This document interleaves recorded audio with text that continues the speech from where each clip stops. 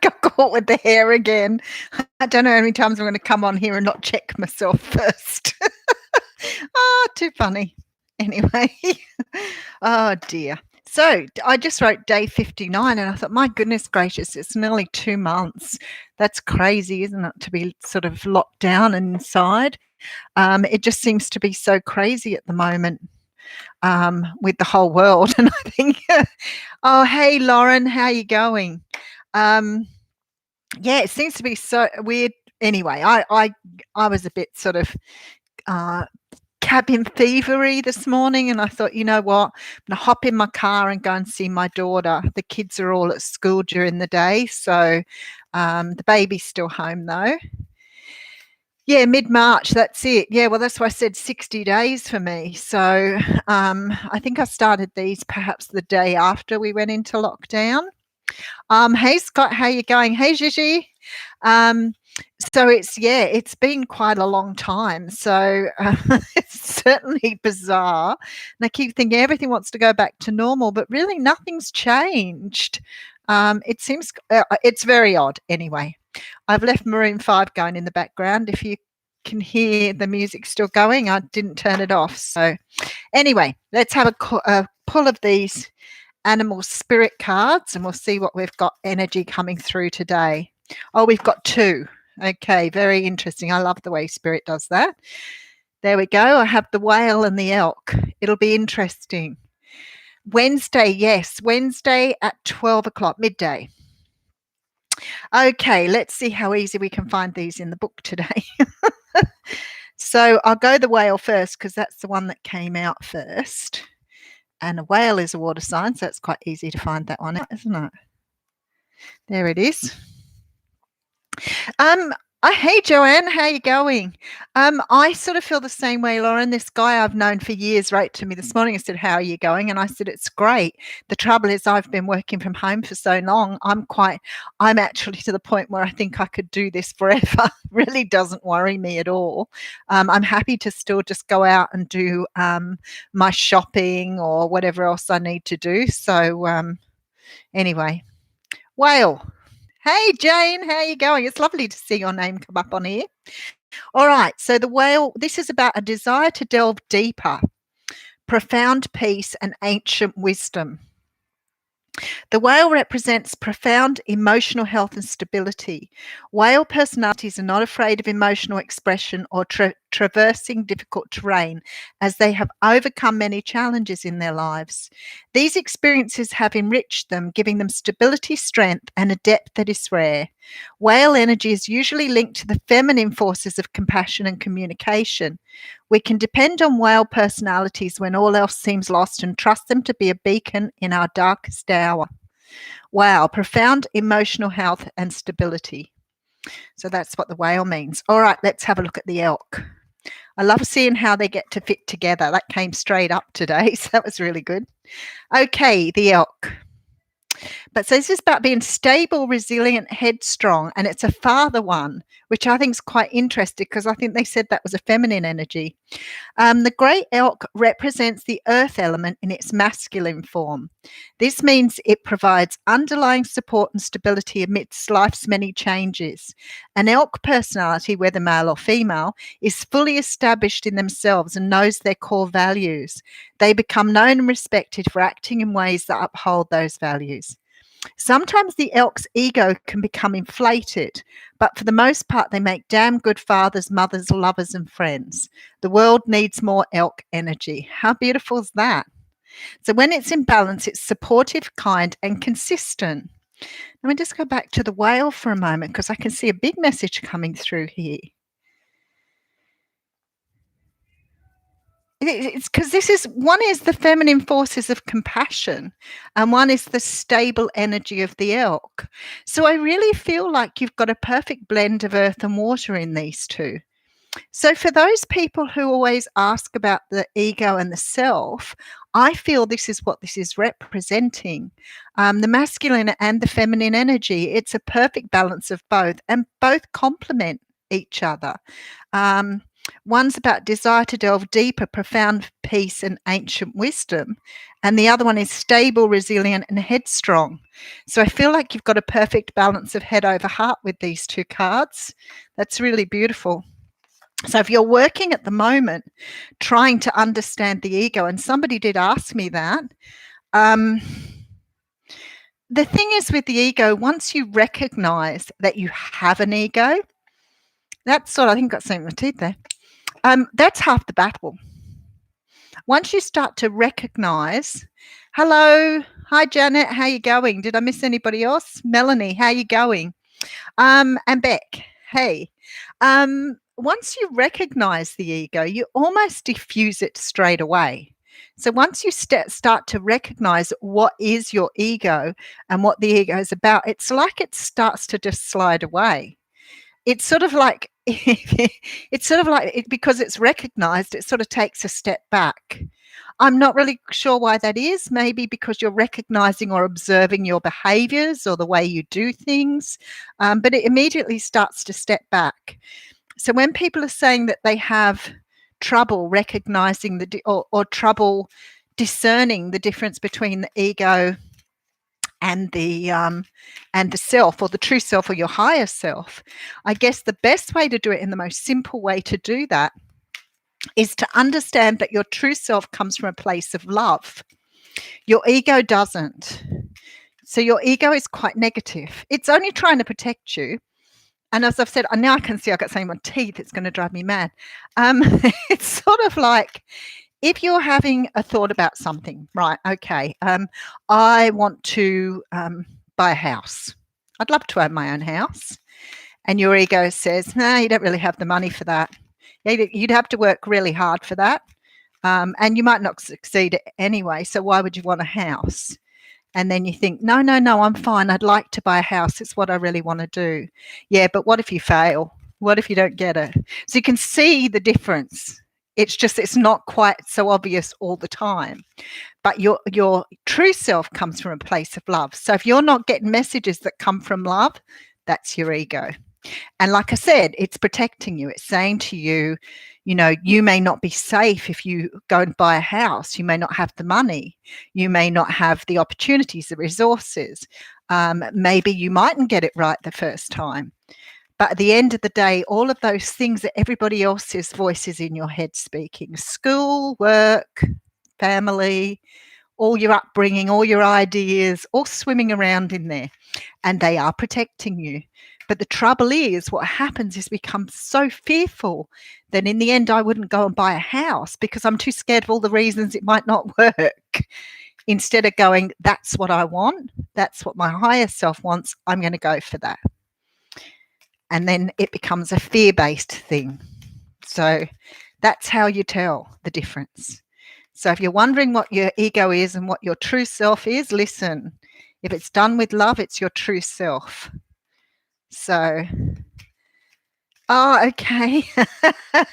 You know, Lauren, it's not an easy thing, is it? You know, sometimes to really understand who you are, because we are so conditioned as creatures. We are so we put up with so much in our lives, like, you know, right from the beginning, depending on the sort of people who are raising us.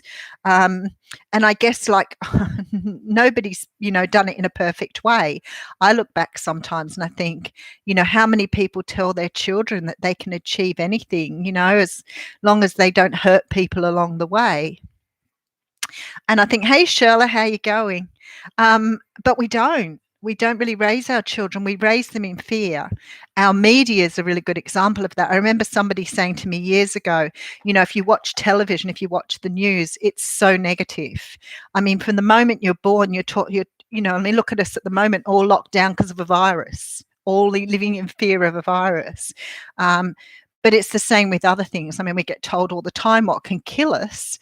We get told all the time what to avoid, how many people died, who got attacked, or whatever. We don't go on the news and find all the good news stories because they don't sell. The ego loves all of those things that are going to make you fearful. So those are the things it tunes into. So the media actually sort of grabs all of those things for you because it knows people want to do that.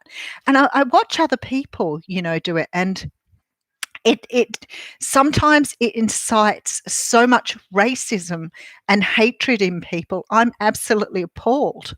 I have reached a stage, I guess, in my evolution where I see us all as being part of the same family. No matter what you look like, no matter who you are, you're still part of my collective. You're still part of who I belong to, part of the greater world, part of the greater scheme of things. So when people become really racist about people, especially when it's a particular thing, unless it's something, unless it's something really out there. I mean, you only got to look at how many people became so terrified of terrorism. The chances of dying from it were really, really slim. But people, one person got killed in the street and the whole country goes on lockdown because one person gets killed. Everybody goes into this terrifying fear. That's your ego trying to protect you. When really, if you looked at the stats, they undeniably show that the chances of something happening are pretty slim. There you go. We've been programmed. And so very interesting. Some of my favorite ones, right? Some of my favorite ones. So I love this stuff. People say, "Oh, I would never live in Australia." And I say, "Why?" And because all the poisonous spiders and snakes you have there. I've lived here for 40, 50, 45 years. I've seen a couple of redbacks. I've actually had a redback right in front of my face, but the chances are pretty good they wouldn't kill you. One day in work, everybody was panicking about these snakes we have called red belly black snakes, which are actually really beautiful. And they were panicking about these snakes. And I'm like, you've been out in the bush. There's always going to be snakes in the bush. A red belly black snake has never killed anybody. So all of a sudden, everybody was like all heightened by the idea of this poisonous snake. Sure, their bite's really painful, but you know what? We hear it with sharks too. Oh, if I go in the ocean, I might get attacked by a shark. You know what? You've got more chance of being kicked by a donkey and dying. You've got more chance of being stung by a bee and dying, but nobody talks about that.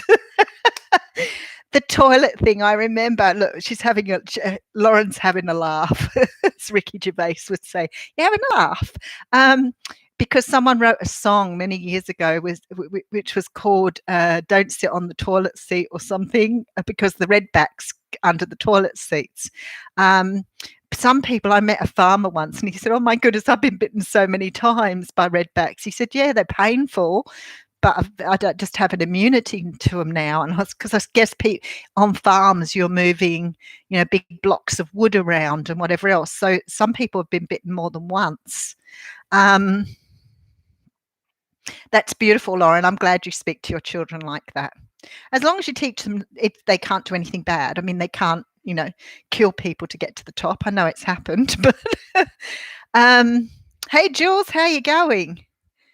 Yeah, so the redback on the toilet seat. Yeah, very interesting, isn't it? So I did pull some cards out here. So I have two of them. I have the chaos and conflict card. So let's see what that gives us for today.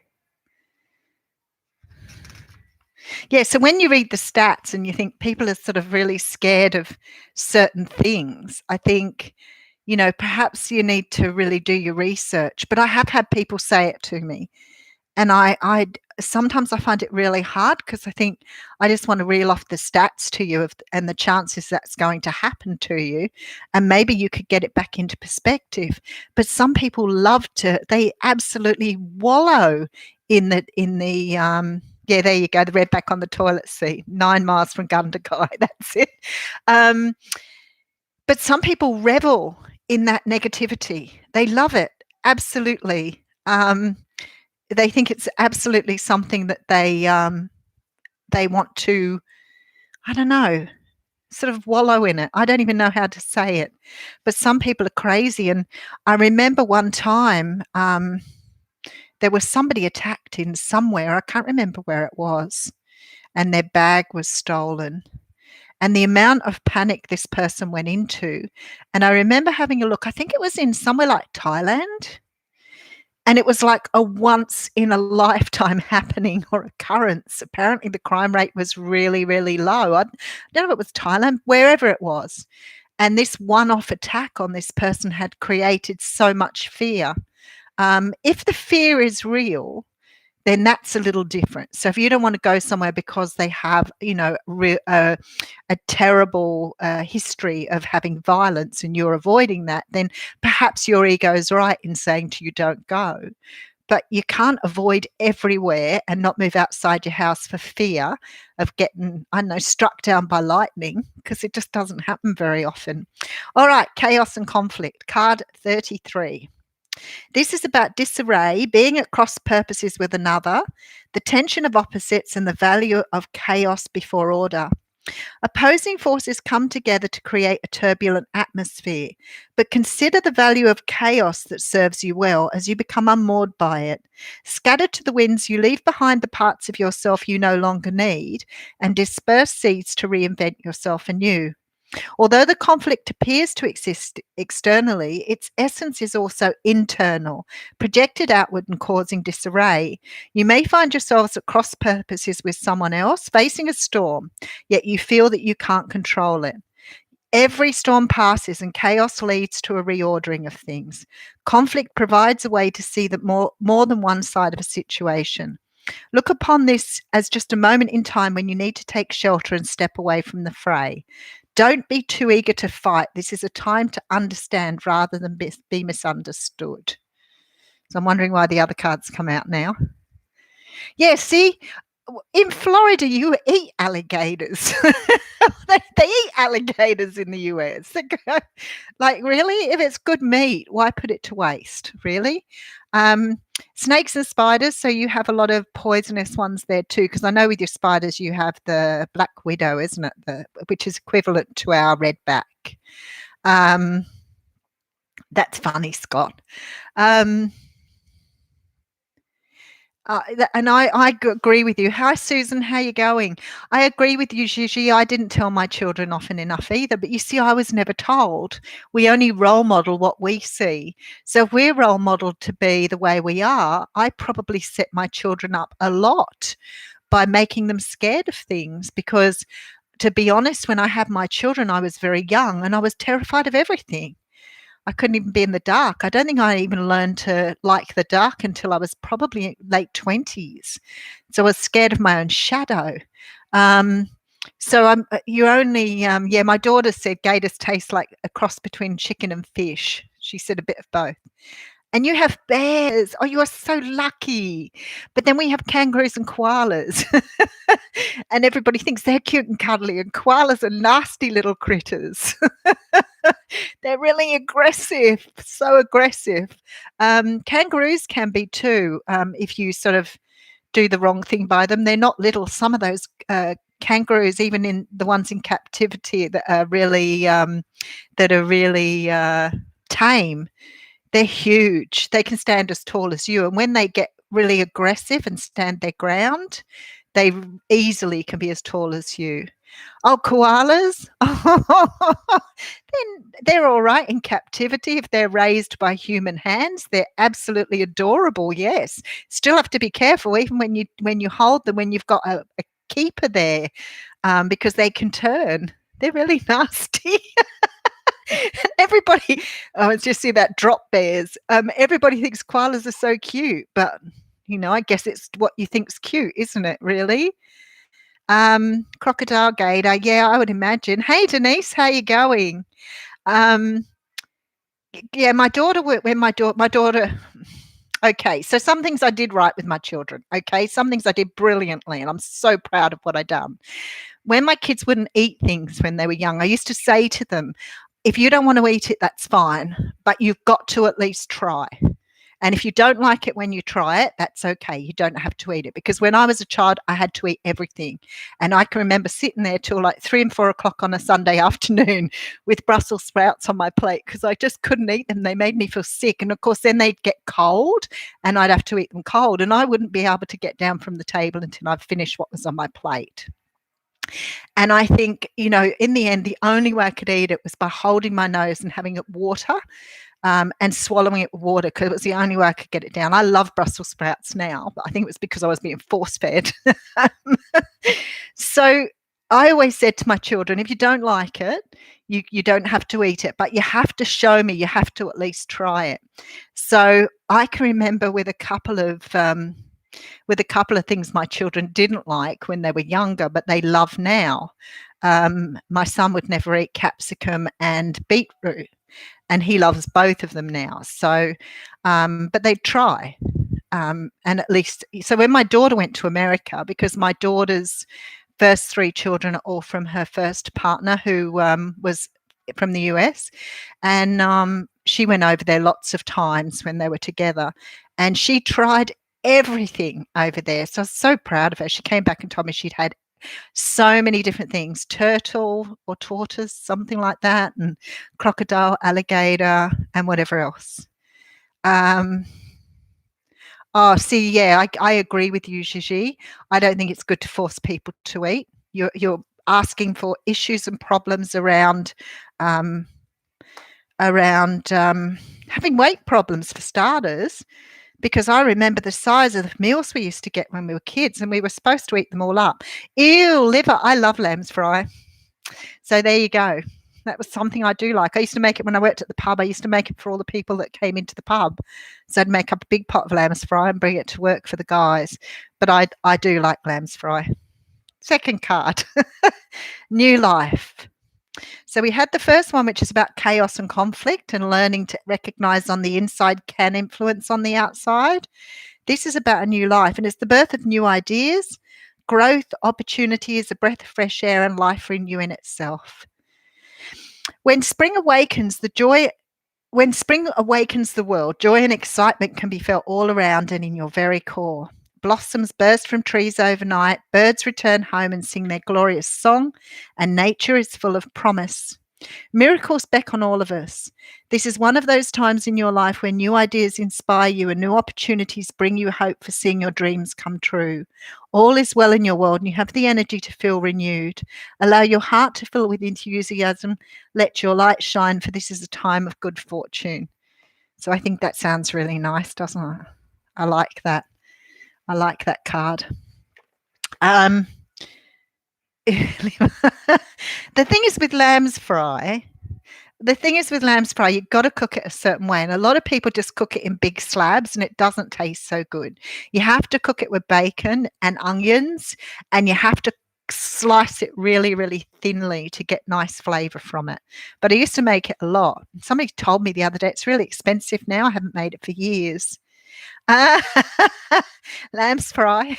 It's liver, lamb's liver, but it's I don't know. We ate a lot of offal when we were kids. We didn't really have a lot of, like good food around when we were kids. But then I think about it and I think, when I was a kid, I probably didn't realize the time that I was born.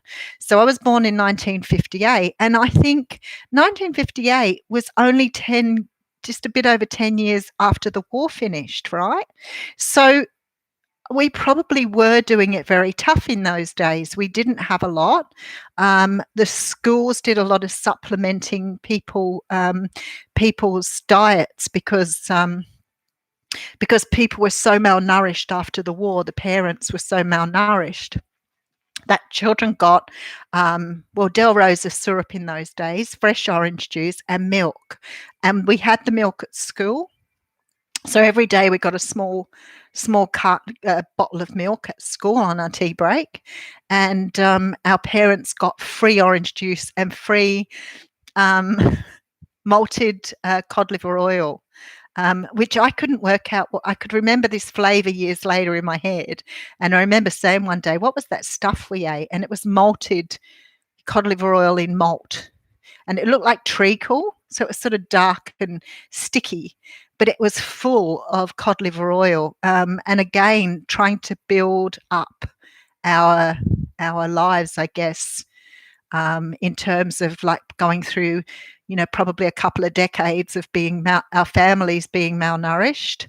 I know that people around the time of my parents were eating from garbage bins, so it was pretty yucky.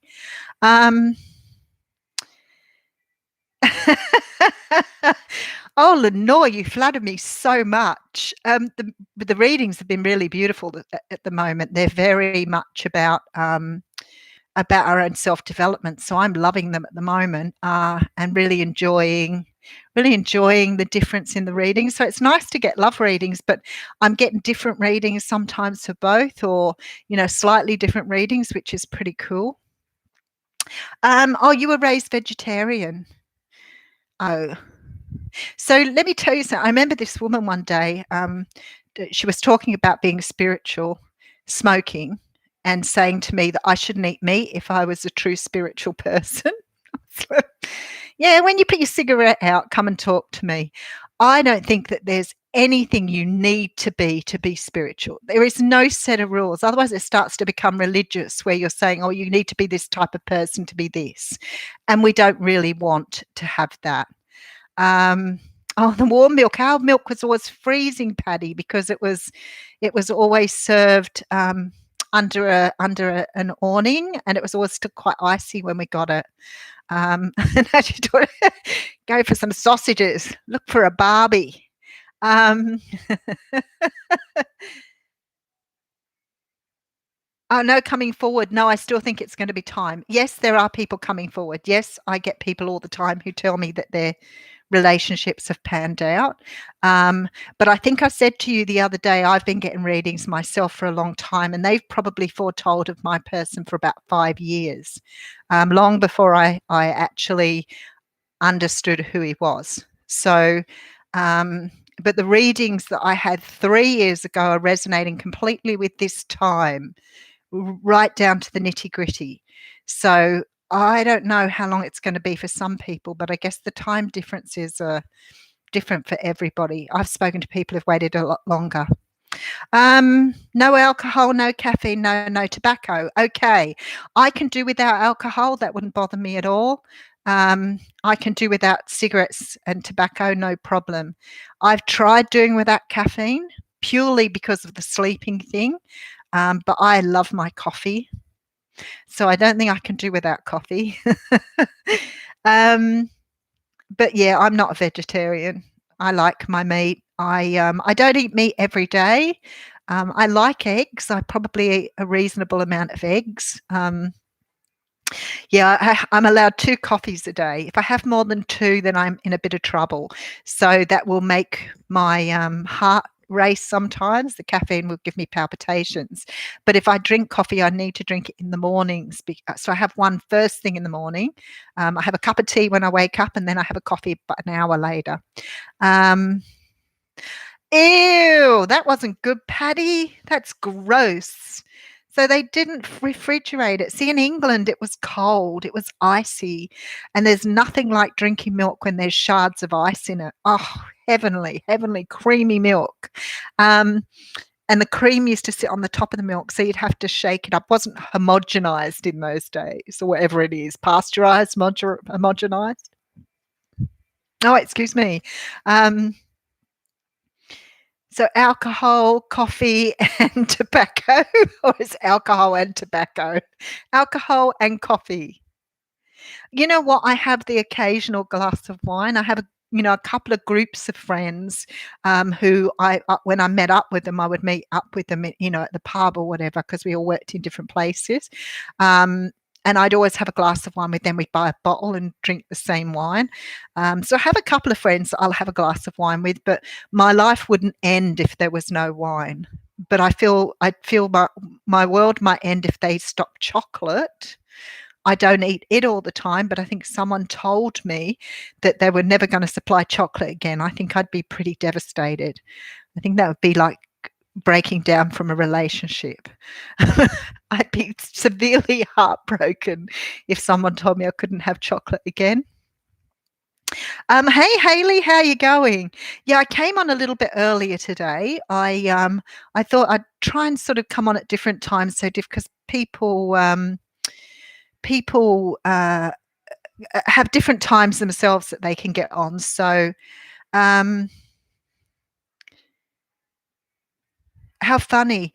I couldn't drink coffee or smoke cigarettes when I was pregnant, and I was a smoker then, and I couldn't. I couldn't do either when I was pregnant. Both made me quite sick, so which was good. Something to do with my body. Did I say milk was good or not? My milk was fantastic. It was always cold and icy, so mine was great. Trying to trick you. Yeah, so I love milk, and I still love milk now. I'm a bit of a dairy freak, so I have to be careful though, because I think that some of us have a bit of a lactose intolerance problem, even though it may not be lactose intolerant. But sometimes if I drink milk, it makes my tummy blow up. So I try and keep that down. I have my 2 coffees a day. That's it.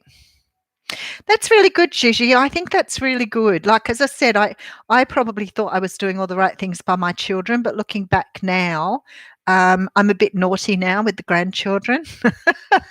And my daughter will often say to me, you shouldn't do that with the kids, Mum. And I'm like, yeah, I'm a grandmother now. It's different to what it was when I was a mother. She says to me often, you would never have let us do that as children. I'm like, I'm different now. I probably was a lot more protective when you kids were young. Yeah, my daughter's always been extremely good with those two when she's been pregnant.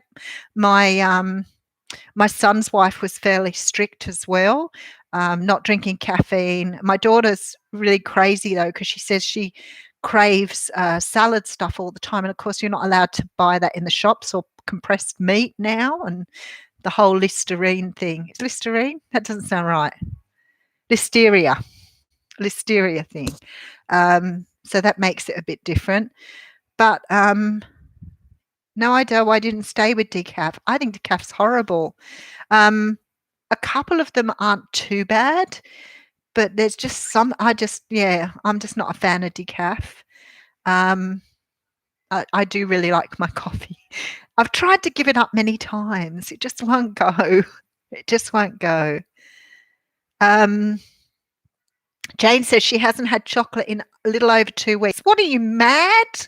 That's too long for your body to go without chocolate. 2 weeks? Oh, I would die. I don't. Oh, you were able to drink coffee when you were pregnant. Yeah, it made me feel sick for some reason, but it was almost the first thing I did. I remember lighting a cigarette up after my first child because I couldn't smoke while I was pregnant, and I couldn't wait to try if a cigarette was all right afterwards, and I was fine. Not very good, is it? We used to smoke in hospital in those days. Yeah, decaffeinated the Swiss way. They don't put it through cats then. You know how they do the coffee through the cat thing? Do you remember that? The coffee and the cats? No. Coffee gives me the jitters if I drink a lot of it. I get you there. Yeah, I drink tea as well. So when people say it's a bit like being, are you a cat or a dog person? And I say both. If somebody asks me if I'm a coffee or tea person, I'm still both. I just limit my coffee to the mornings, that's all. Ah, that's different, Jane. But don't deprive yourself, even if you're trying to lose weight, don't deprive yourself altogether. The thing is, if you're a binge eater, it's very difficult to have all your chocolate in the fridge. But if you do like chocolate and you try and stay off it for too long, the craving will take over. So just get used to limiting yourself, and see if you can do it that way, so you don't have to do without things altogether. Otherwise you'll binge, and that's not good either. Taking coffee away from Hayley is like taking lollies from a child. I'm right there with you, sister. I couldn't stand it either. I've tried licorice root tea. It's yum even if you don't like licorice. I have bouts with tea as well. Green tea, jasmine tea and things like that. I have little bouts where I go through and really enjoy drinking tea, and then but I still have my 2 coffees. You can't spell licorice. I know what you meant though. So it must be close. That's too funny. I think that's actually right. Licorice. Oh, the second time you wrote it right. The first time, yeah, you put a C in instead of a Q. When we were kids, we used to get in the chemist, they used to sell like branches of like a tree branch, and it was licorice tree. I don't know what it was. It must have been something to do with what they put into licorice, and you chew on it and get the flavour of licorice. It was really cheap. It was cheaper than buying lolly. So it used to be yummy, but I think it was really good for you too.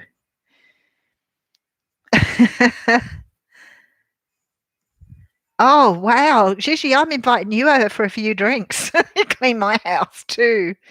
Um, I like Lenore's spelling of licorice. What do they call that when you spell it as it's said? Come on, someone's a teacher here. Jane, what do you call it when it's mnemonics, when you spell a word exactly the same as it's said? I'm waiting. Because somebody wrote licorice, Lickrish, which is licorice. Phonetic. Thanks, Gigi. Um, it would be so much easier, wouldn't it, if it was phonetic? Like some of the words you think about that you say that are spelt just ridiculously different. We have a couple of places in Australia, a couple of towns, and the way you say them is completely different to the way they're spelt. And I remember one time, I'm trying to think, there's one up near Queensland, and I kept saying it a certain way. And I was on the phone saying it to people because I was working up there, and I was saying it all the time until one day somebody said, "Why are you calling it that?" And I was like, "I don't know. That's the way it's spelled." And they said it, and it sounded completely different. So we have a few, like the Aboriginal names, so they're pronounced completely different to what they said. So that's quite interesting. The English language, yes. I like that, Lauren.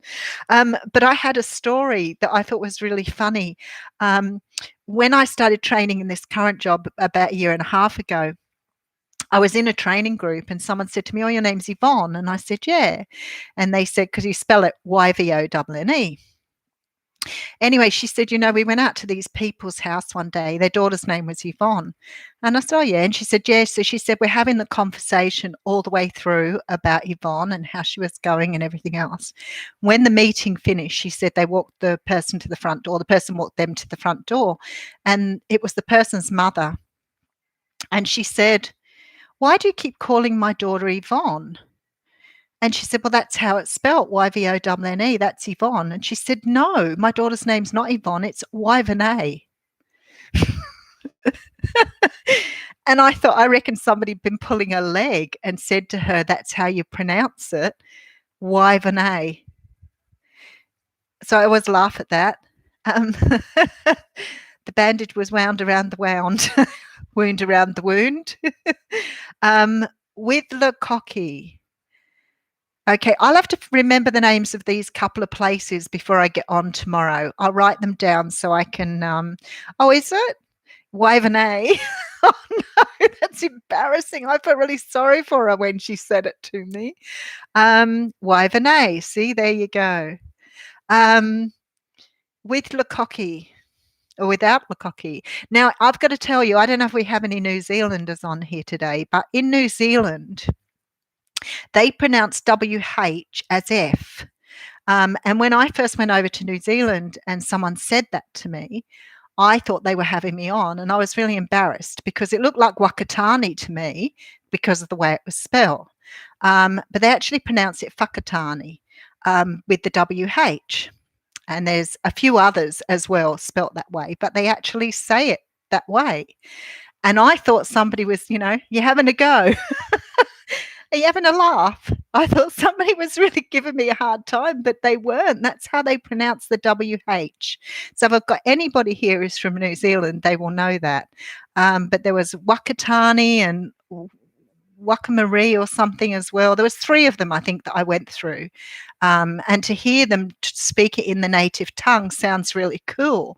When I said it, it just sounded really wrong. So, but it's quite interesting. But yeah, there's a few, yeah, there's a few towns in Australia that are the same. But I will find them for you, and I will show you them tomorrow because you're never going to believe it.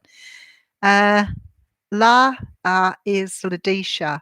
A baby in Newcastle was named this years ago. Ladasha. Oh, Ladasha. Okay, I've got it now. Ladasha. Okay. La Kuchi. Mind you, some of those names are pretty cool. We have a place in Australia called Egg and Bacon Bay, Humpty Doo. Some of those are really cool. Just the ones I'm thinking of, they look a certain way, but they're not pronounced the way they look. They're actually pronounced very, very differently. And I've been to a couple of them and made an absolute dork out of myself pronouncing them the way they look. And of course, they don't pronounce that way at all. But as I said, I think they're, probably because they're Aboriginal names, they have a different pronunciation to what we see it as. But again, because I guess, we think it should be pronounced that way because of the way our tongues work around it. We have to realize other languages, I guess, have a different way of saying it. So it looks the same, but it doesn't sound the same. Yeah, some are so silly. Yeah, I agree with you. There are some really silly names out there too. But it's all good. But I know we have got a couple of New Zealanders who normally get on, but they're obviously not here today. Otherwise, they would be able to tell you. But I'll find out those two that I've got wrong in the past. Canowindra. There we go. Canowindra's one. How do you spell Canowindra? Hang on a second.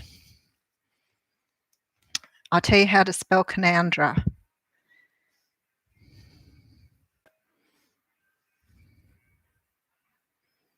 I think it's Coonawarra.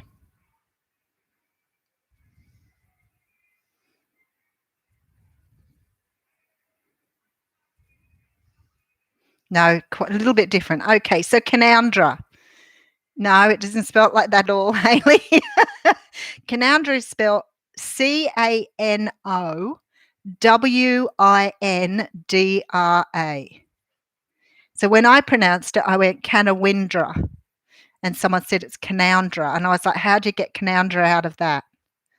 Canowindra. Canowindra, it's true. Well, you can't see it on my phone. You can't really see it, but it's true. So that's way out west. Canowindra.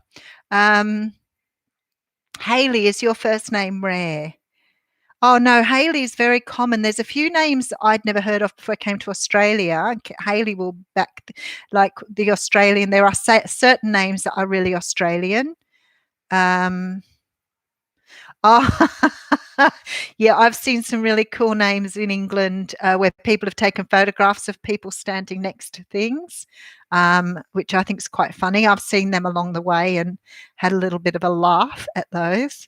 But there's a whole heap of English ones that place names that are probably considered quite rude.